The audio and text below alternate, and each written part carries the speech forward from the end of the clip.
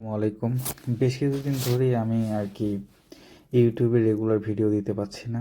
এর কারণ হচ্ছে যে আমার গ্রামের বাসায় ছোটোখাটো কিছু কাজ করলাম, এই জন্য সময় খুব কম দিতে পেরেছি ইউটিউবের এদিকে বা ভিডিও আপলোড করা বা ভিডিও করাতে।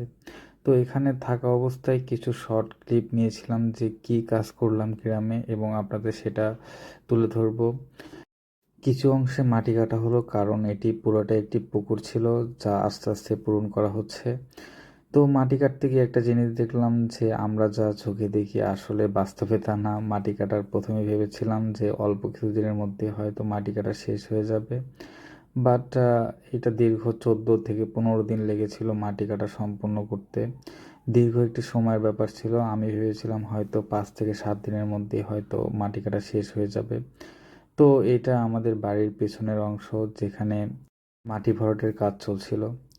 এটি ছিল মাটি কাটার দ্বিতীয় দিনের দৃশ্য, যেখানে দেখতেই পাচ্ছেন যে কিভাবে মাটি কাটা হচ্ছিল এবং কতটা ডিপ ছিল এটা, এবং শেষে অংশ দেখতে পারবেন যে কতখানি মাটি কাটা হয়েছিল 14 দিনে।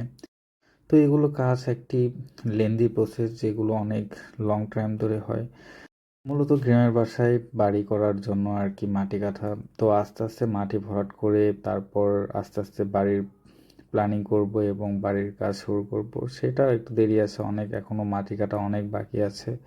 তো আস্তে আস্তে মাটি কাটা শেষ হলে পরবর্তী এই অংশটিতে কি কাজ করা হবে সেটা আপনাদের পুরোটাই তুলে ধরব। এবং এখানে মূলত আমরা এখন প্রাথমিকভাবে হয়তো কিছু গাছ লাগাবো। প্রথম অবস্থায় ভেবেছিলাম ট্রাক দিয়ে মাটি কাটবো, কারণ এই মাটি যেখান থেকে আনা হচ্ছিল সেটি ছিল প্রায় 5 থেকে 700 মিটার দূরে, যেখান থেকে এনে এখানে পূরণ করা অনেক সময়ের ব্যাপার ছিল।